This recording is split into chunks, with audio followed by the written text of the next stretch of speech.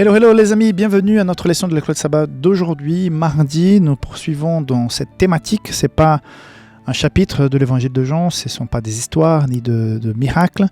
C'est un thème que nous abordons cette semaine. Nous sommes en train de parler de ce plan du salut, la grandeur de Dieu et l'importance de le recevoir, de la vie éternelle qui est proposée. Aujourd'hui, nous allons parler de ces deux choses qui vont de pair pour pouvoir vivre quelque chose de différent, pour espérer vivre la vie éternelle, qui est la foi et la nouvelle naissance. Donc le fait d'être et d'agir. Donc très intéressant. Et si jamais tu vis quelque chose de difficile, j'ai par exemple appris qu'un ami à moi a eu un accident de voiture et qu'il a été de façon miraculeuse protégé. Donc il est dans la reconnaissance. Et c'est une joie de pouvoir reconnaître et remercier Dieu pour les miracles qu'il opère dans notre vie. Mais si tu vis quelque chose en ce moment difficile et que tu as besoin de sentir ce miracle, que ce soit de la guérison ou peut-être même de la compréhension de ce que tu vis, de l'acceptation et de la confiance malgré les obstacles, nous sommes là aussi pour te soutenir dans la prière. Si jamais nous avons un groupe, une équipe d'intercesseurs dans la prière, à qui nous envoyons régulièrement les demandes qui sont posées dans le lien qui est en bas de cette vidéo. Tu cliques sur le lien, ça va t'ouvrir une fenêtre, tu peux mettre directement ta demande, tu peux ou pas mettre un pseudo, et donc on transmettra ça à notre équipe. Ok ? Sans tarder, parlons de ces deux choses qui sont fondamentales pour notre processus de salut. La foi et la nouvelle naissance, c'est le titre de la leçon donc, d'aujourd'hui. Je vais m'arrêter sur les deux versets principaux à mon point de vue, donc Jean chapitre 1, versets 12 et 13. Mais à tous ceux qui l'ont reçu, à tous ceux qui l'ont reçu, à ceux qui croient en son nom, recevoir, ensuite croire en son nom. Elle a donné le pouvoir de devenir enfants de Dieu, lesquels sont nés, non du sang, ni de la volonté de la chair, donc ce n'est pas la naissance terrestre, ni de la volonté de l'homme, mais de Dieu. C'est-à-dire que s'il y a la foi, il y a une nouvelle naissance. Jésus va développer ça davantage dans le chapitre 3, que nous avons déjà étudié, quand il s'agit de cette rencontre avec Nicodème. Mais ce que Jésus est en train de dire clairement ici, dans la leçon d'aujourd'hui et dans ces versets, c'est que c'est par la foi, c'est en croyant que Jésus existe, qu'il est notre sauveur, qu'il a envoyé Jésus, que Dieu existe, qu'il est notre sauveur dans la personne de Jésus. Et automatiquement, quand on croit, cette croyance ne s'arrête pas là. J'ai l'impression que certains se sont arrêtés dans la croyance. Je crois en Dieu. Oui, je pense que Dieu existe. Je crois à quelque chose qui est plus grand que nous. Je crois, j'ai une connaissance, je crois à celui qui est en haut. Celui qui est en haut, celui qui est en haut. Donc, croire. D'ailleurs, il y a un verset de Jacques qui dit que, et je crois que c'est Jacques 2,10 ou 1,10, que même les démons croient. Donc, croire, c'est la première étape. Mais le simple fait de croire en Dieu, c'est bien, c'est excellent. Tu n'es pas un athée, tu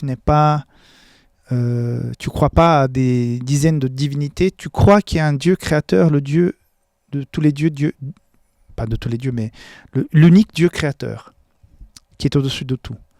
C'est bien.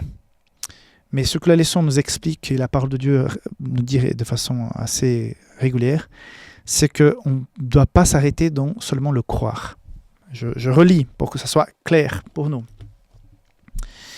Mais tous ceux qui l'ont reçu, donc on a reçu Jésus, ceux qui croient en son nom, nous croyons que Dieu existe, nous croyons dans le nom de Jésus, à cette personne a été donné le pouvoir de devenir enfants de Dieu, lesquels sont nés non du sang, ni de la volonté de la chair, ni de la volonté de l'homme, mais de Dieu. Devenir, c'est-à-dire qu'on passe d'une situation à une autre, on devient.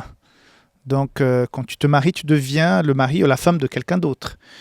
Quand tu as ton diplôme, tu deviens responsable, docteur, maître. Tu deviens parce que tu as passé une étape. Donc, on devient enfant de Dieu. Et quand on devient enfant de Dieu, donc on est héritier. Et je pense par exemple aux enfants ici en Espagne où je vis actuellement. Il y a donc la monarchie. C'est la première fois que je vis dans un pays où il y a de la monarchie. Jamais, c'est nouveau pour moi. Donc les gens parlent du roi, de la famille royale. Et puis les faits et gestes de ces deux filles sont guettés. Apparemment, la fille est amoureuse d'un footballeur, donc on spécule beaucoup. Donc tout le monde parle de la famille royale. Et parfois, je dis que tout le monde attend un certain comportement des enfants. D'ailleurs, on parle souvent de la famille royale du Royaume-Uni. Il y a le plus jeune, l'un des deux frères, qui a décidé de quitter, de partir aux États-Unis. Donc, souvent, on dit mais qu'il n'a pas un comportement d'un prince. Quand on parle de famille royale, et qu'on devient membre de cette famille royale, on s'attend il y a une nouvelle naissance, non ? On s'attend à un autre type de vie, à d'autres valeurs qui sont appliquées. Avant que je puisse connaître le Christ, mes valeurs, mes projets pour l'avenir étaient complètement différents de ceux que j'ai aujourd'hui. Et parfois, j'ai de la peine à imaginer comment aurait pu être ma vie si je n'avais pas mis sur ma route cette information, pas cette information, ce changement de cap si important qui était l'évangile de Jésus. Qu'aurais-je, moi, devenu si je n'avais pas accepté ? Mais en tout cas, une fois qu'on accepte, ce n'est pas qu'à un moment donné, j'ai cru, Dieu existe, c'est bien. Et je continue sur la même lancée, la même direction, sans changement de cap. Ce n'est pas possible. Jésus est en train de dire qu'on devient les enfants de Dieu, on devient des princes héritiers. On rentre dans un nouveau système. C'est plus comme avant, où j'étais désemparé, déshérité, un peu perdu là, sans direction. Mais là, il y a un cap. Mais quand il y a ce cap, quand on passe à cet stade, notre vie change, nos valeurs changent et notre comportement, notre engagement, notre façon, nos valeurs changent.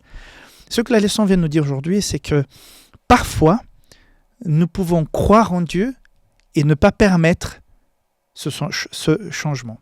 Parfois, nous pouvons avoir un comportement semblable à celui qui est né de nouveau. Nous nous habillons de façon différente, nous allons à l'église, nous participons, nous faisons des dons. Mais l'homme ne peut pas voir le cœur, mais Dieu voit le cœur. Donc, on met l'accent aujourd'hui sur le fait de croire. Oui, c'est bien, c'est le fondamental, c'est le début. Mais même les démons croient en Dieu. Ils savent que Dieu existe. Ils ont cette foi en Dieu, même les démons. Par contre, les démons n'agissent pas selon les valeurs du salut, de la vie, du message de Jésus, de Dieu. Ils ont décidé de vivre, même s'ils croient en Dieu, ils vivent d'autres valeurs qui vont les amener à la perdition. Donc la même chose pour nous. Jésus est venu, est mort pour nous, il s'est révélé à toi, tu as accepté cette révélation, tu dis oui, super, Dieu existe, je crois à Jésus, tout ça. Mais après on voit aucun changement profond qui révèle cette nouvelle naissance.